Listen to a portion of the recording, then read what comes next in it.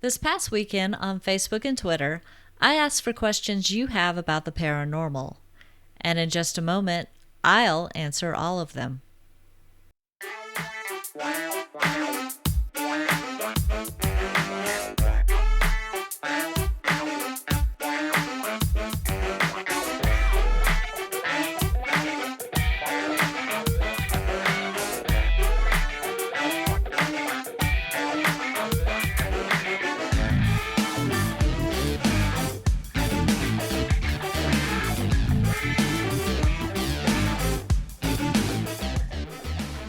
Welcome to the Peep Podcast. I'm your host, Nicolle, and on this episode, I'm answering your questions. That's right, it's an Ask Me Anything kind of episode. I'll read what friends and listeners submitted and give my answers unscripted. It's sort of an opportunity for you to interview me. And as I head toward my second year anniversary of producing Peep Podcast, it seems like a good time to do it. So let's dive in, shall we? The first question I received on Facebook was from Penny. She asked, when doing an investigation, do you use any equipment? Are there any pieces of equipment that you won't use? And if so, why? Well, the favorite piece of equipment for me is a digital voice recorder. It's a digital audio recorder. You can get them on Amazon for easily $30 for a halfway decent one. You could also spend up to a couple of $100 for one. I don't see a reason to do anything less than a $35 digital voice recorder. If you find one, it's probably not going to be the best quality. I think I spent about $45 for the one that I'm currently using. And it has the ability to input the audio directly into your computer, so that if you do find that you happen to catch anything on it, it's very easy to separate that file or that part of a file from the rest by using something as simple as Audacity, which is the sound editing software I've been using for probably 12 years or more, and I actually use that to produce Peep Podcast.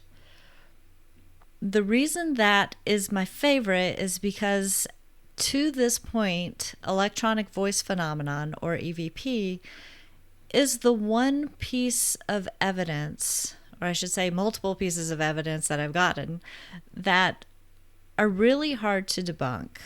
So don't get me wrong, you can debunk some things that you hear that you think are EVP because they're not, but every once in a while you get a very clear one.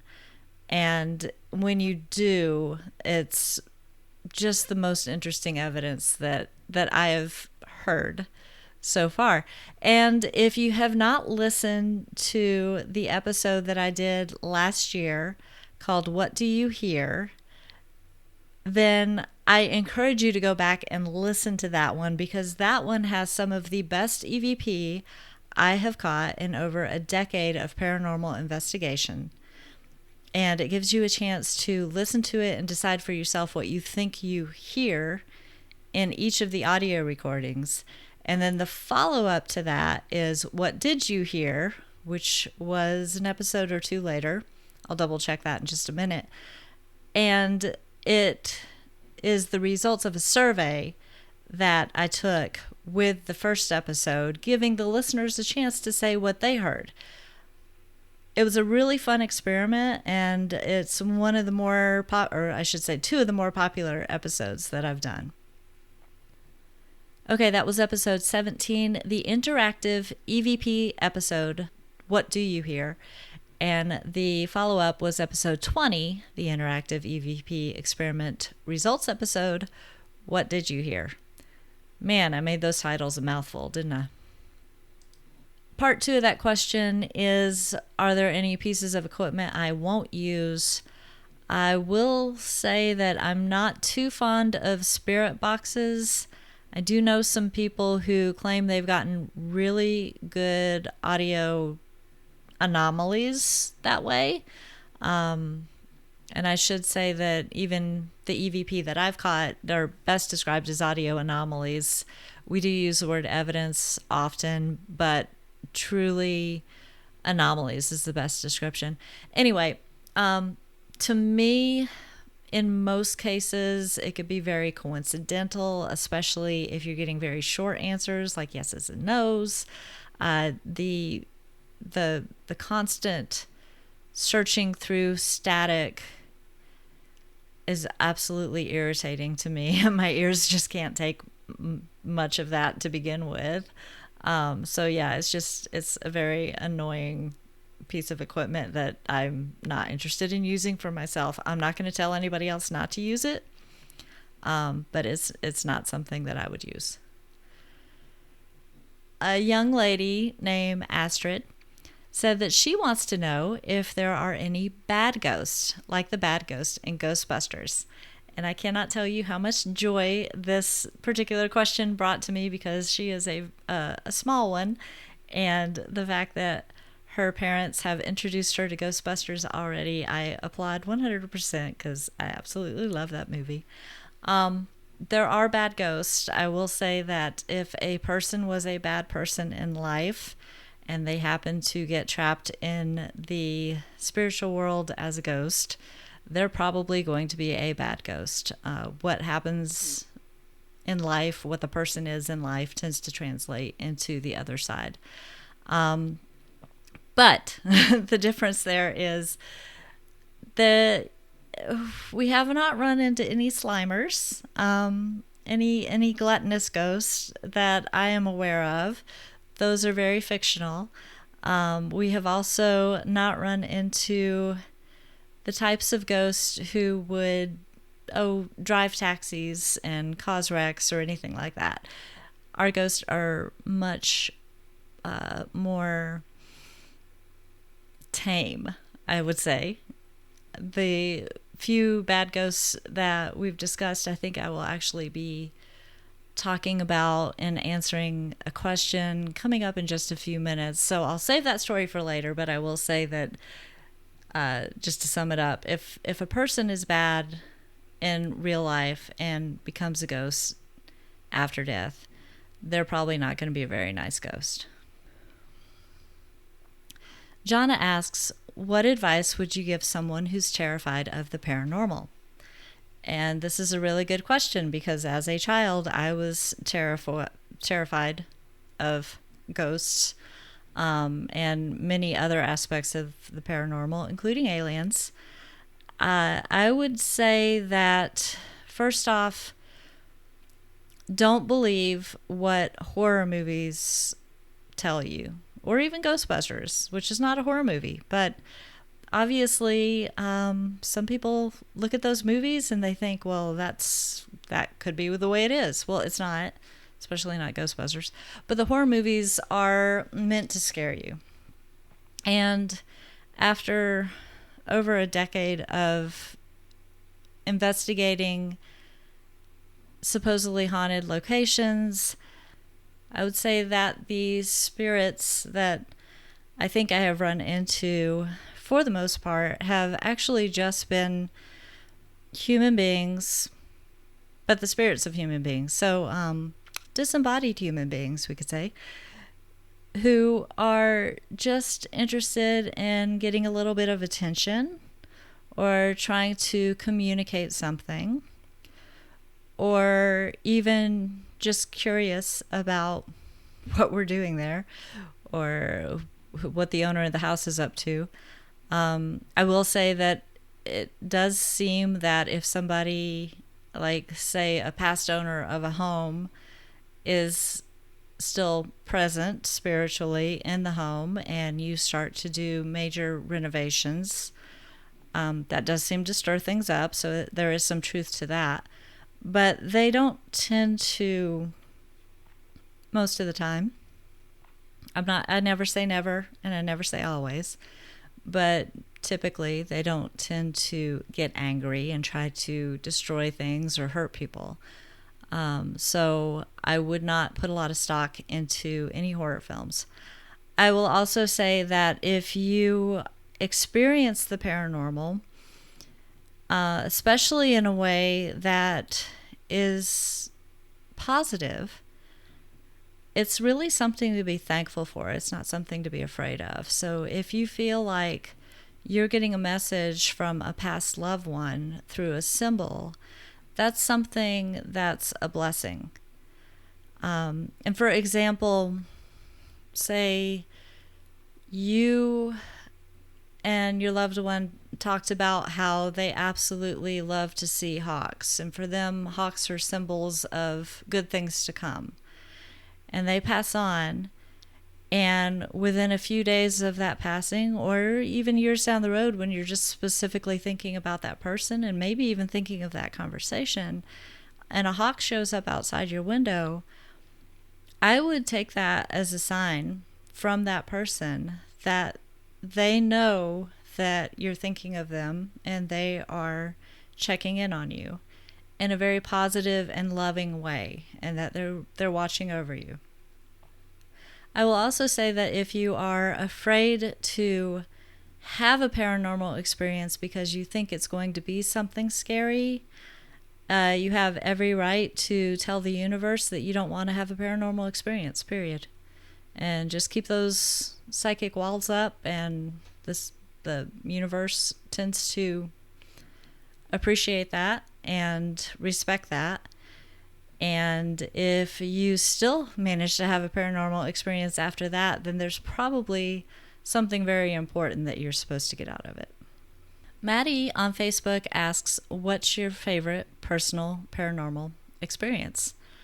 And that is a really, really hard question because I've had so many throughout my life.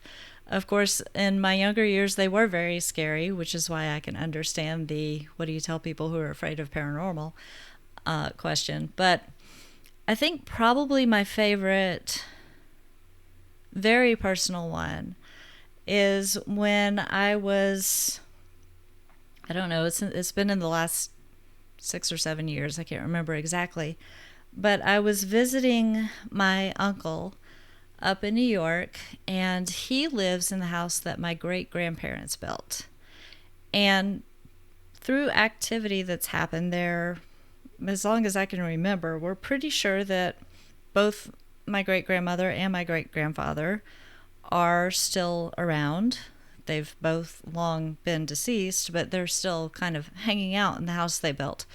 And it's a nice house, and I don't blame them.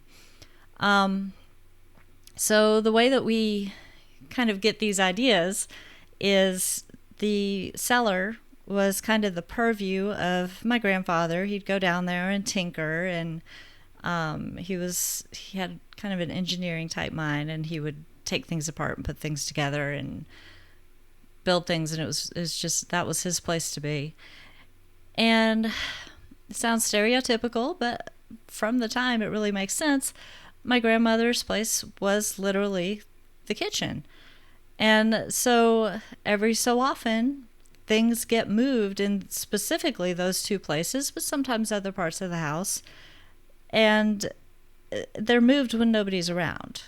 And they're very obviously moved. Or occasionally you come into the house and all the drawers in the kitchen will be open when there's been nobody in the house all day.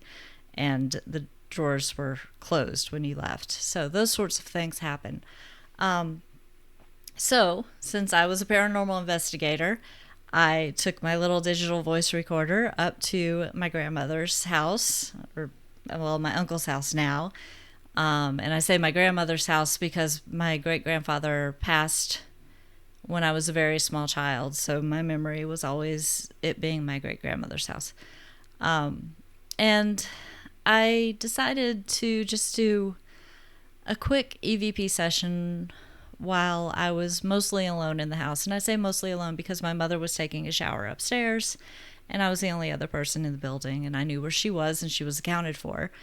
So I sat in the living room, and I turned the recorder on, and it was just about 5 minutes. I just very quietly sat there, and I said, Grandma, are you here? I just want to tell you that we love you, and we miss you. And then I just sat quietly. And when I turned the recorder off and listened back to it, I got a very, very weak hello in a female voice. And so that was my confirmation that she was still hanging out. And then, just a few minutes later, Mom starts to come down the stairs, and I'm excitedly about to tell her about this EVP that I caught that I was pretty sure was her grandmother, my great-grandmother. And we hear this crashing down the steps to the cellar. And, so I got up, I ran to the door of the cellar, and I looked down the steps, and there was an aluminum baseball bat laying at the bottom of the steps, and it had not been there earlier. And again, we're the only two in the house. So I went down, I picked it up. I said, I did not mean to ignore you, Grandpa. And I set the bat down where it would not easily fall. And then when my uncle got home that evening, I asked how long the bat had been sitting at the top of the stairs, because I remembered that's where it had been the last time I had opened the door. And he said it had been there for at least 6 months. So it's highly unlikely that it would have just randomly fallen after 6 months. So yeah, they both let me know within just a few minutes of each other that yes, they are in fact still in the house that they built. And I totally love that. Jeff asks, what could be said to me for me to feel that it was serious enough to explore a building? And I will say that my answer has changed over the last 12, 13 years. When I first started investigating, you could pretty much tell me anything and I was ready to go exploring. There was no second guessing or second thought. Experiences have changed that a bit for me. As an empath, I do not want to go exploring the super famous haunted asylums and prisons, because in order to do a proper investigation, I have to let my psychic walls down and be the empath and intuitive that I am. And those are places that you don't want to be an empath, because you feel all of the negative energy. And I'm not just talking about evil from prisoners or whatever. I'm talking about physical pain and sadness, depression, frustration, even potentially suicidal thoughts. And those are things I don't want to expose myself to. It's not pleasant. And it can be very hard to shake those feelings off of yourself after an investigation. And so I won't do those. But these days, I tend to be more interested in personal experiences and helping people feel more comfortable in their own homes. So the last few investigations that I've taken have been private residences, and they've been people who have been worried about something dark being in their home, scaring them, scaring their friends and family, potentially, in some cases, there have been children involved. And being somebody who grew up with scary things happening to me, especially in the house that I lived in when I was a junior in high school, I don't think anybody should ever be afraid to live in their own home, period. And so if there is something that I can do to help alleviate that fear, I'm going to do it. I do still carefully screen the potential investigations that I'm contacted about. So if there are any red flags in messages or an email that tell me that maybe the person would be better suited to talking to a therapist, or they are so far away that it would not be easy for me to go do a personal investigation, then I will tell them that I'm probably the wrong person to be in contact with and maybe give some referral, or at least some ideas on how to deal with whatever it is they're saying they're dealing with. But it's a case-by-case basis. Thomas asked, have you ever discussed the gray man of the low country? And it's hurricane season, and Tommy adds, I swear I saw him before Hugo on the beach at Polly's Island. What looked like a small sand wind tunnel, but it looked like the shape of a man. And I will say that is amazing. And I apparently know some other people who think they saw him, or know somebody who think they saw him before Hugo. And being that it's pretty close to the anniversary of Hugo, this is a really good question. No, I have not actually discussed the gray man of the low country on this podcast, but I will say that the very first time I ever read about the gray man was in a book I still have on my bookshelf called Ghosts of the Carolinas by Nancy Roberts. She is a famous North and South Carolina writer of all sorts of ghosts and legends of the area, and I love her books. She's such a good writer.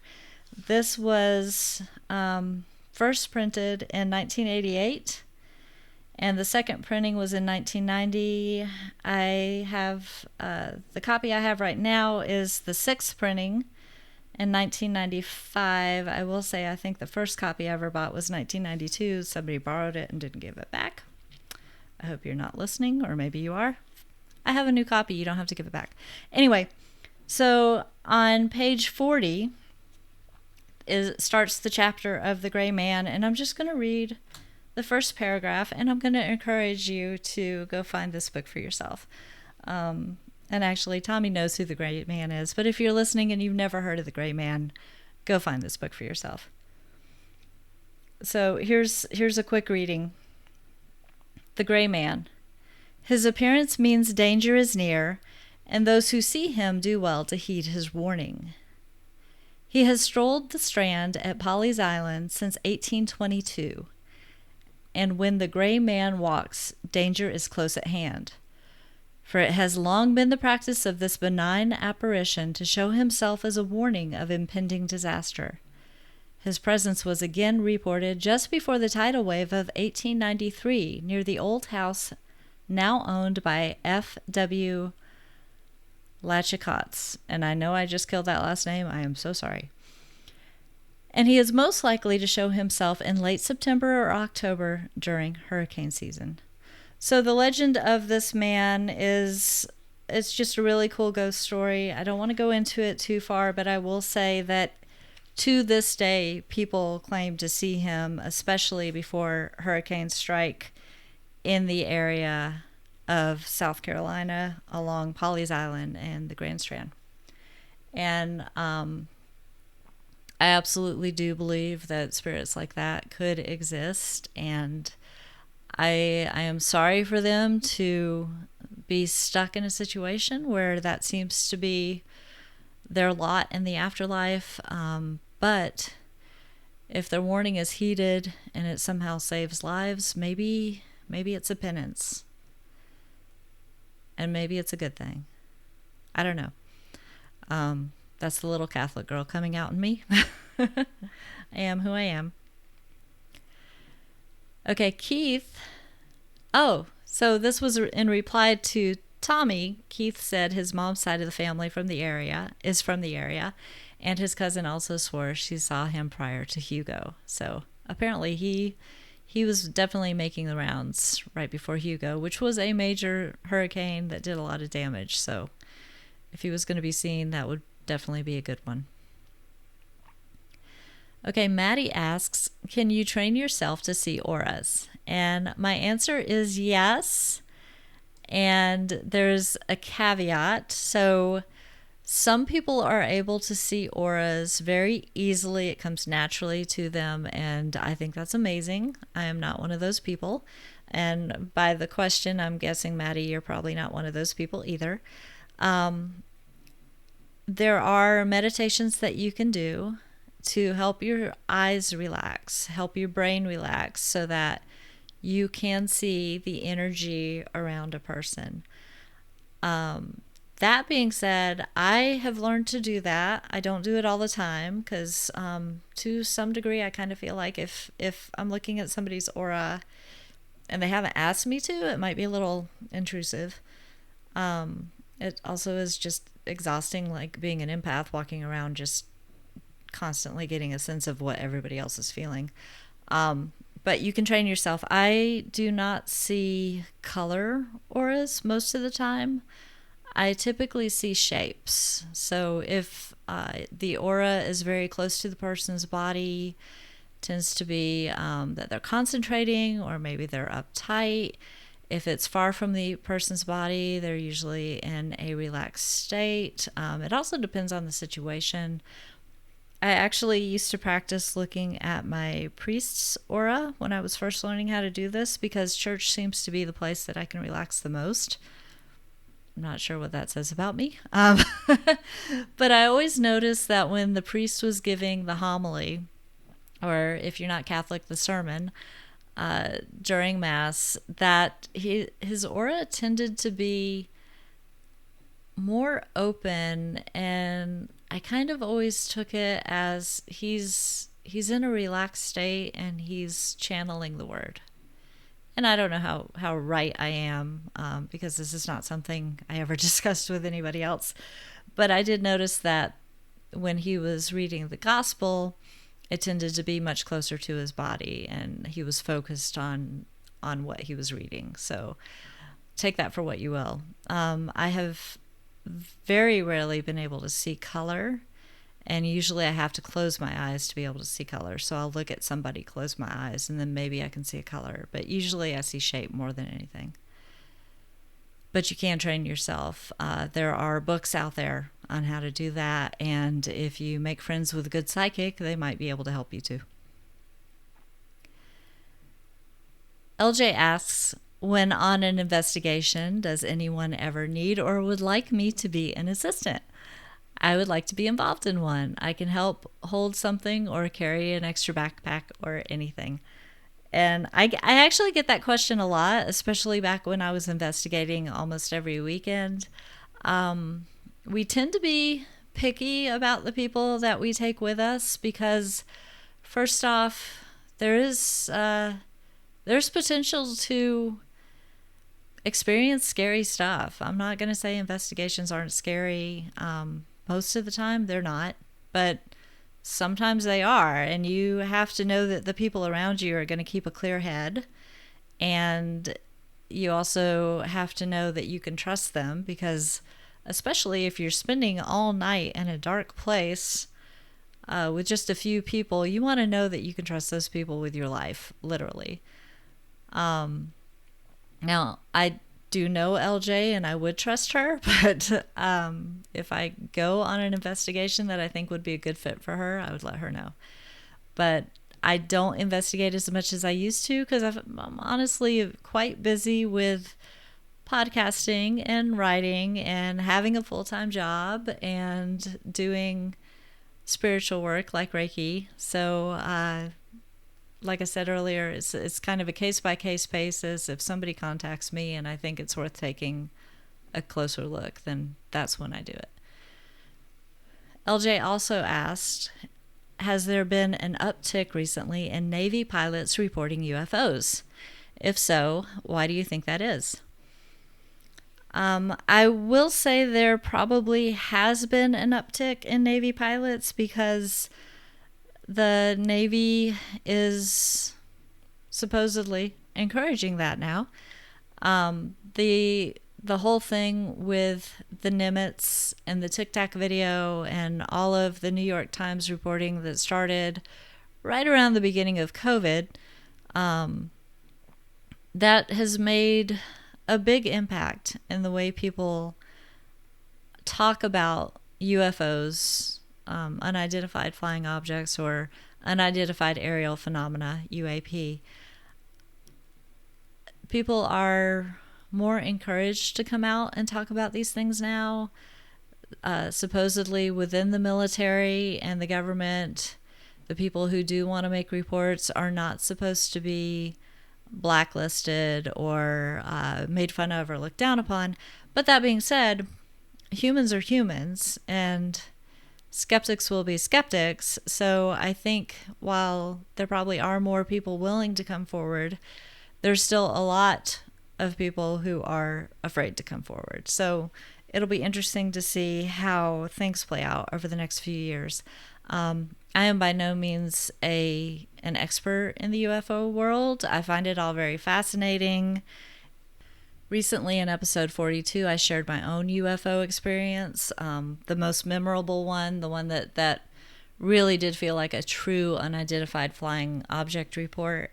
So if you missed that one and you're interested in what I saw, go back and listen to that. I also shared it on Ryan Sprague's Somewhere in the Skies podcast, and that was his listener witness accounts, episode 14. I would say if you're really interested in this stuff, listen to Somewhere in the Skies. That podcast is amazing. Ryan does a wonderful job. That's why I chose him to share my story with. His listeners are very respectful and curious, and I have nothing but high praises for him and his podcast. So if you're really interested in this subject, that's the person to listen to. He might be a little embarrassed at me calling him an expert, but by definition, that's what he is. At least to me, anyway. Tanya asks, what investigation scared you the most, or did you feel like you were in danger? And hopefully the person who was the subject of this investigation, who asked us into her home, does not listen to this podcast. But it was actually a woman who asked us to come investigate her house because she thought there was something there, and she thought it might be trying to possess her. So, George Mathis, who's the founder of INSPIRE, National Society of Paranormal Investigation and Research, which is the group I'm a part of, and I went and I did a cold walkthrough. It was actually an apartment, and I felt there was some strange energy there, but I couldn't really put my finger on it. I didn't necessarily think it was an actual ghost, so to speak. But there was definitely some odd vibes going on. And then we sat down to do the pre-investigation interview, which is how we decide whether or not we'll actually bring the team in for a full investigation. And she was talking about how, or why she thought maybe there was something there that was trying to possess her. And George and I were sitting next to each other on the couch, and she was sitting on a chair closer to me than George. So the way the living room was set up, she was kind of diagonal to me, but closer to me. Anyway, so at one point, she was talking about this man that she thought was trying to possess her, and she looked at me and she said, right now he's telling me I should kill you. And just instinctively, I reached up and touched the cross that I wear all the time around my neck. And I just looked at her just straight in the eye, and I said, well, that's not going to happen because I'm protected. And the anger in her eyes kind of softened, and then she went on to talk like that had not happened at all. And we stayed for a little bit longer. And after about maybe 15 minutes or so, George and I left and we went downstairs, and he said, so what do you think? Which is pretty much what he asked me every time we leave a pre-investigation interview. And I was like, I'm not going back in that house alone. That was, I didn't feel like at that moment I was in danger, but I did feel like it would be dumb for me to go back there. We had mentioned maybe trying to clear the apartment of negative energy, and there was no way I was going to go back there by myself. And I wasn't sure I wanted to go back there at all. So George and I looked around and found somebody with a background in psychology that we could refer her to.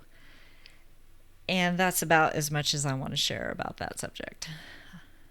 There's a little bit more information about that in my book called Please Don't Call Me Psychic, Stories from My Paranormal Life. So if you really want to read more about those kinds of experiences, they're in the book. Go to Amazon. George on Facebook asked if I have a particular mental preparation that I do before an investigation. And the answer is absolutely.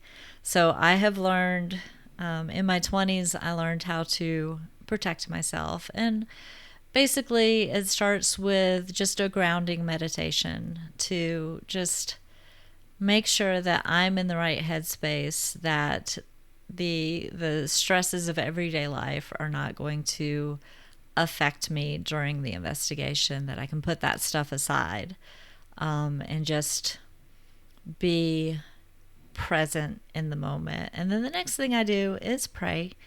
I always pray to God to help me see what I need to see during an investigation, or hear what I need to hear, or just help me sense what I need to sense, however that comes across. And because I am an empath, sometimes I get things intuitively, sometimes I'm clairaudient, on occasion I'm clairvoyant.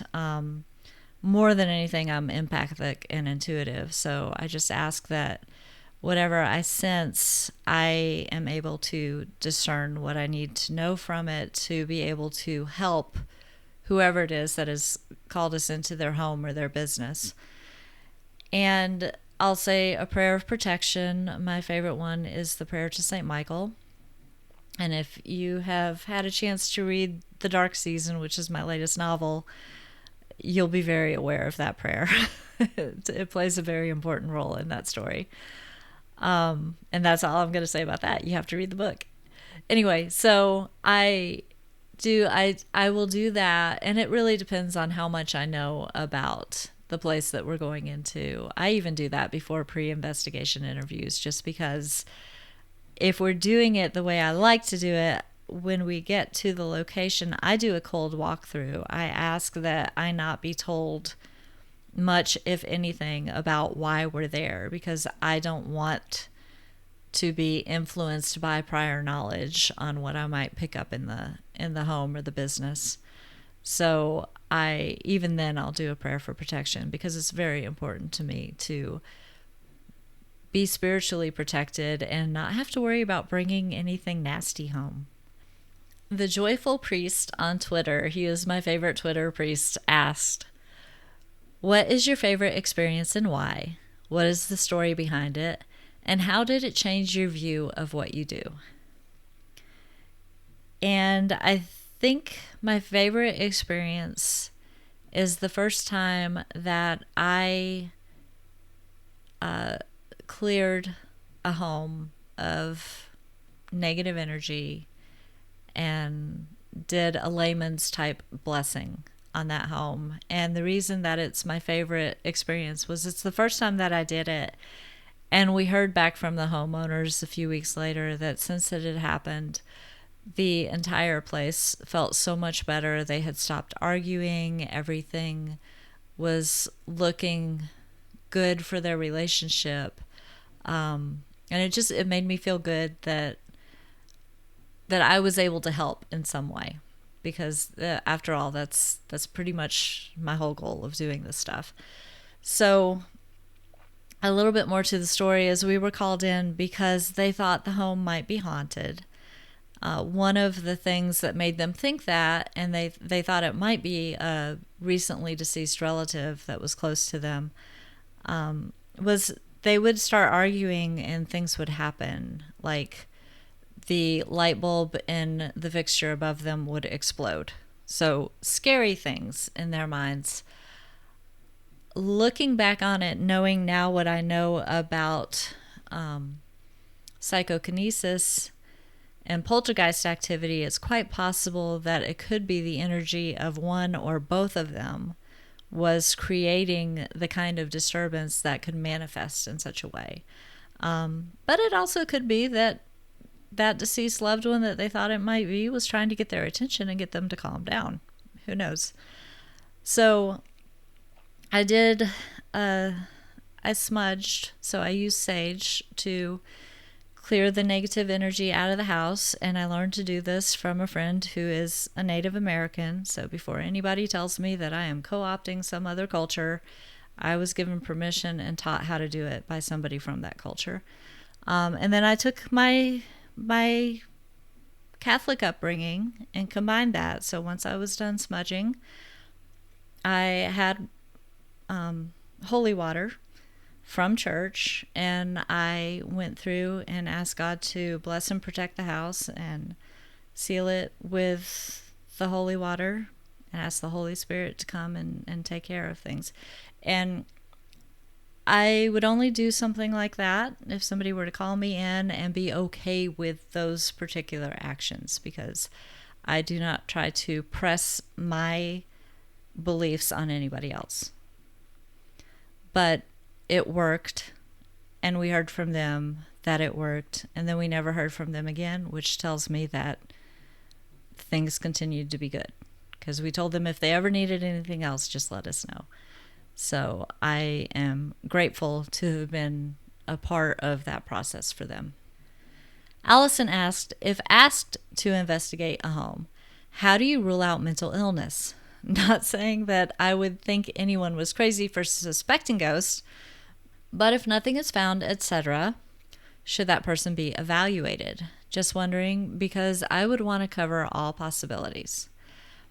And that is a really good question. And as I said in a prior answer, if we think that it is a possibility that there is mental illness going on, we will do our best to refer that person out in a respectful and kind way. We have had situations where we were pretty sure that being called into a home was a cry for help because of spousal abuse. So we very carefully and cautiously gave the person who we were pretty sure, based on what she had told us, was the victim of the spousal abuse, how to get in touch with a local group that specializes in helping you remove yourself from that kind of situation. We are not counselors, therapists, psychologists, or anything like that. So when it comes to mental illness, we remove ourselves from the situation and do our best to help them find somebody who can help them. That being said, when we do a pre-investigation interview, we do look for signs of those things beyond just the way the person we're talking to is speaking to us and those types of cues. If it's very obvious there's heavy drug usage in the home, and believe it or not everybody tries to hide that when they've got strangers coming into their home, then that's one of those situations where we're probably not going to actually do a full investigation. And in fact, we'll say thank you, but no thank you about taking the case. Same thing if, before we even get to the pre-investigation interview process, if we get an email asking for help that it seems to be written by somebody who is in a very unstable state of mind, those are red flags. So run-on sentences,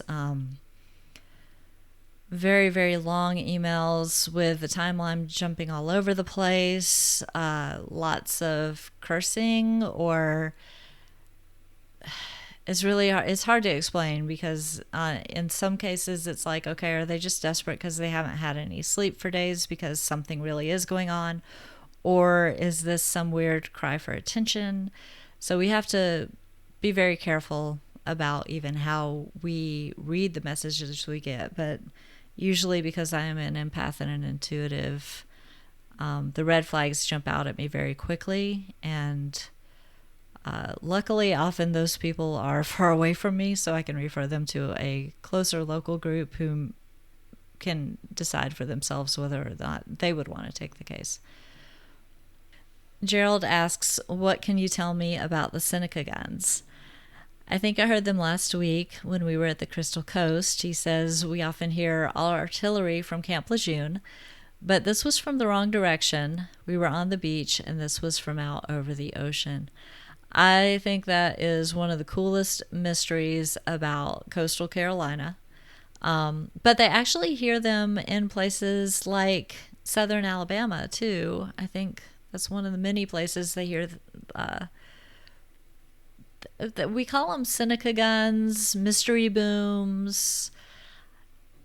I can tell you that they've been reported for hundreds of years. Let me see if I can find. I almost want to say the first time I read about them might be in this book that I have next to me. Okay, it's not in this book. I want to say it was in one of Nancy Roberts' books, but it might be one of the other somewhat local authors about hauntings and legends of the Carolinas. But it could be something paranormal, or it could be something really, really natural. So there are geological events that can cause mystery booms. I'm not an expert on this subject. While I find them absolutely fascinating, I'm trying to think of who I could refer you to. Micah Hanks might be someone who could speak to this subject or has done a podcast episode on this subject. Gerald, I will get back to you on this one and see if I can find a good resource for you. But I do love the subject. I'm just not well versed enough to feel like I could give a really good answer. Okay, and last but not least, John asks, something that has always fascinated me is electronic voice phenomena, EVP. So what are your thoughts on the technology behind detection and possible enhancement of EVP from environments of paranormal activity? Is it a real science, use of technology, or an over-amplification of noise? My answer is going to be a typical SEO answer. So if you do SEO, you're going to laugh. It depends. I do put stock in EVP, as I said in my answer to, I think, the first question in this episode. Because I have had the experience of recording a voice of a human being that was not in the room physically. The experience, the best one that I have, was there were 3 women in the building, myself being one of them. The doors were locked, and the voice that we got on EVP was a man answering a question that we had just asked. So I absolutely do think EVP is possible and that it could be the ghost of spirits. But I also hear examples on a regular basis online, and I used to hear them a lot from local groups, other local investigative groups, who tag everything as EVP. That's not the person speaking. Meaning like they were on an investigation with 2 other people, and those 2 other voices were accounted for, and they heard something, and it's got to be a voice. And if you listen really closely and we manipulate the audio data just right, you can kind of make out a 1-syllable answer. Well, if you have to do anything more than maybe do a little background noise reduction, which I'm not even a fan of that for EVP, or if you have to do anything beyond just boosting the audio a little bit, then it's probably not actual electronic voice phenomenon. It's probably something in the room. It could be a vibration. We had one that sounded like a growl. And no, this time I'm not talking about stomach issues, but we had one that sounded like a growl that we caught on the battleship. And I could remember exactly where we were when we caught it. We were sitting at a metal table, and I was like, I can't tell what this is. Like, I'm not really sold on it being a voice, but I also know it wasn't anybody in the room, and I can't figure out why the sound would be there. So I sent it out to the other investigators that were there that night just to see if they could remember anything that happened.